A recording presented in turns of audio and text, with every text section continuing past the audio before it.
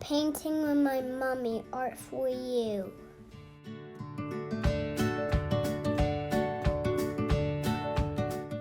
Hi guys, welcome back to my channel. Today we're going to be painting a galaxy painting. I do want to give credit to Ryan O'Rourke, Stay Creative Painting, who gave me the idea for this painting today and helped me with a lot of the techniques.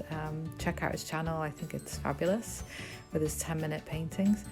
So what I'm doing is I'm starting with two analogous colours. I've chosen today turquoise and blue. And I'm just kind of using a very dry brush to dab these colours on. The next thing I'm going to do is choose three circular objects. I've chosen my water cup. I've also chosen my the lid from one of my paint tubes, and I'm going to use my finger for the third circle. I tend to do quite a lot of finger painting in a lot of my videos.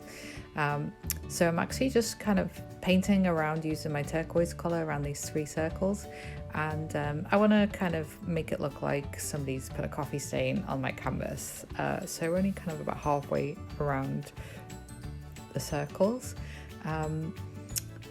The next thing I'm going to do is, after I've kind of got my half circle shape, I'm going to paint that in with a little bit more turquoise, and I'm going to add some black just to get the rest of the planet shape. The next technique I'm going to use, I use for falling snow, for stars, for lots of different things, is I'm going to actually do a very light splatter with my painting, and I'm going to be using watered down paint. So I kind of describe it as a consistency of milk, and I put that on my paintbrush, and then I spray very, very close to the canvas. So I do that by separating the bristles. Some people use toothbrushes, I prefer to use a large paintbrush. And what I'm doing is I'm spraying white and pink at this stage, just to kind of create more of my sort of nebula painting.